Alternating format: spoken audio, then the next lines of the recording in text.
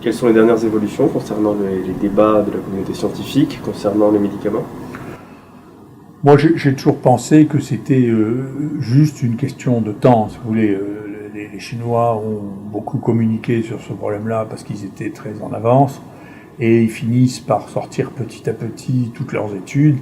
Toutes leurs études montrent que, le médicament de Gilead sur lequel la France a beaucoup misé, qui est le Redemsivir, ça marche pas. Donc, il y a vraiment une énorme étude multicentrique qui a été faite contre placebo, qui montre que ça marche pas.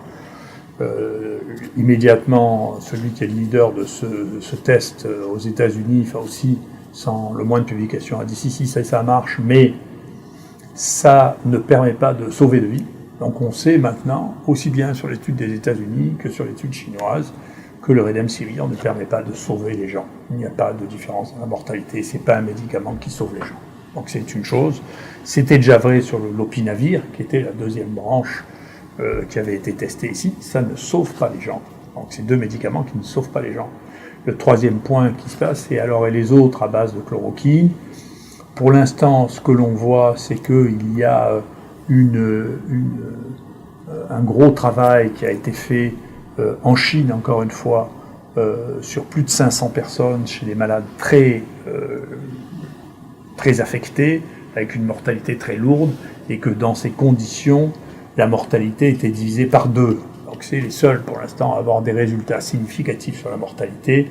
Un énorme travail vient aussi d'être publié qui confirme ce qui avait été dit par le professeur Zhang depuis le début, c'est que quand on donnait de la chloroquine à 500 mg ou à 1 g par jour, on améliorait de manière significative les signes cliniques et on faisait disparaître le virus beaucoup plus rapidement que quand on ne donnait pas de chloroquine.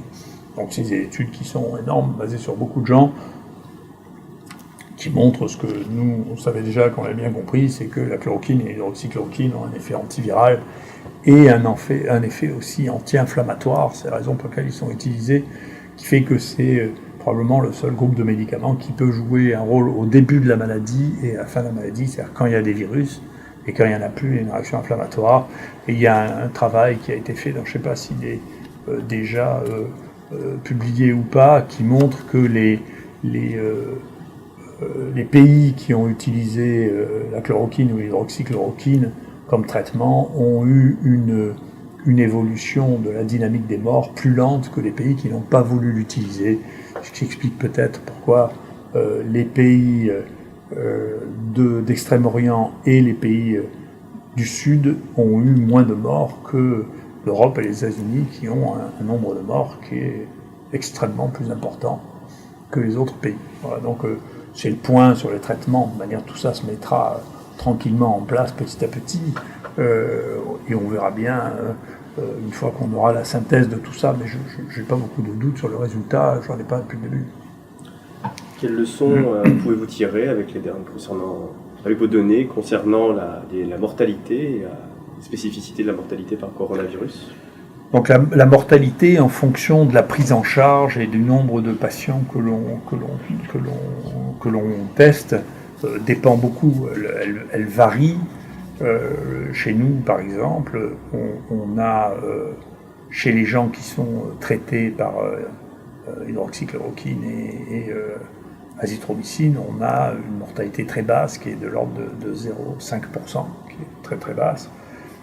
Mais il y a l'équivalent en Islande où il y a eu une prise en charge très très tôt, un test massif de population, et pareil une mortalité qui est de cet ordre-là.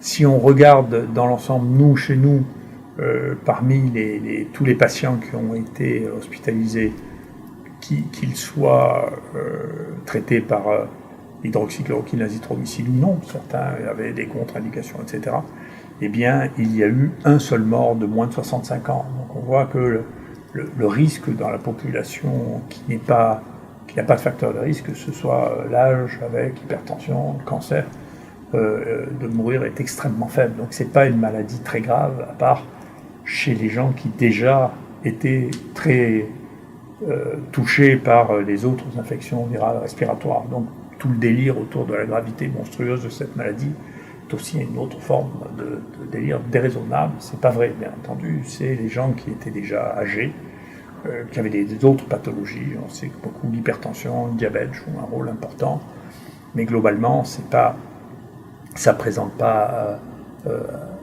à la fin une surmortalité particulièrement exceptionnelle. C'est grave chez les sujets qui sont déjà à risque. Il fallait essayer de détecter le plus tôt possible et traiter le plus tôt possible avant qu'ils aient des insuffisances respiratoires très importantes.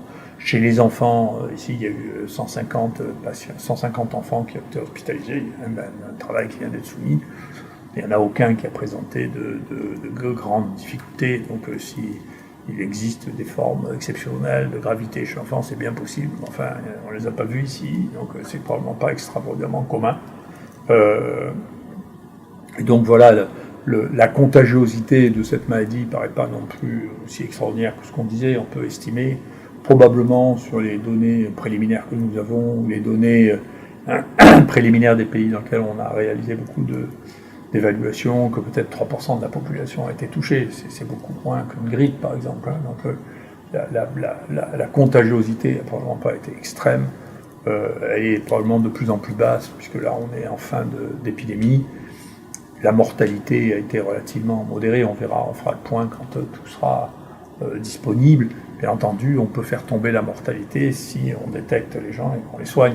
Si on les laisse mourir, il y a plus de chances qu'ils meurent que si on les traite.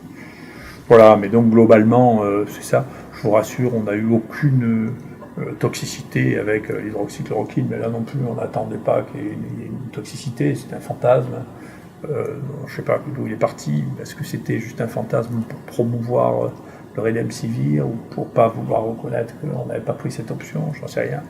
Et c'est pas raisonnable.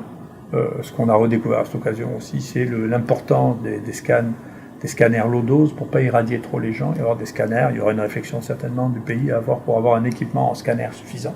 On est un des pays qui a le plus bas niveau d'équipement en scanner. Il faudra bien rattraper ce bas niveau d'équipement si on veut passer à une approche moderne qui est de remplacer la radio du thorax banale par des scans low dose qui permettent de voir les choses. Et donc la phase dans laquelle nous on est rentré, en dehors de l'analyse et de la publication de toutes nos données, on a la plus grosse série mondiale de patients traités avec le coronavirus, donc très bien, on va sortir ça, notre série déjà, qui est déjà la plus grande, sur 1000 patients vient d'être acceptée. Et puis, nous, ce qui nous intéresse maintenant, c'est les séquelles.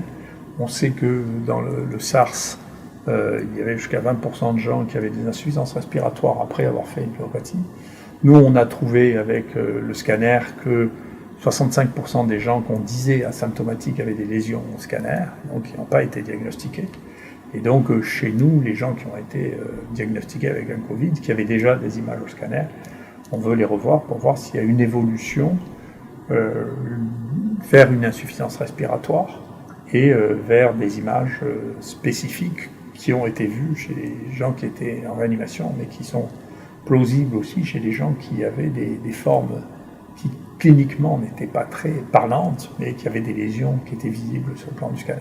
Et ça, c'est notre prochaine étape, c'est d'essayer de faire le point sur les séquelles de ça, de les détecter, de voir s'il y a des traitements à leur donner, parce que c'est ça la suite de l'histoire. C'est plus l'épidémie d'infection aiguë, c'est les séquelles des gens qui ont été infectés.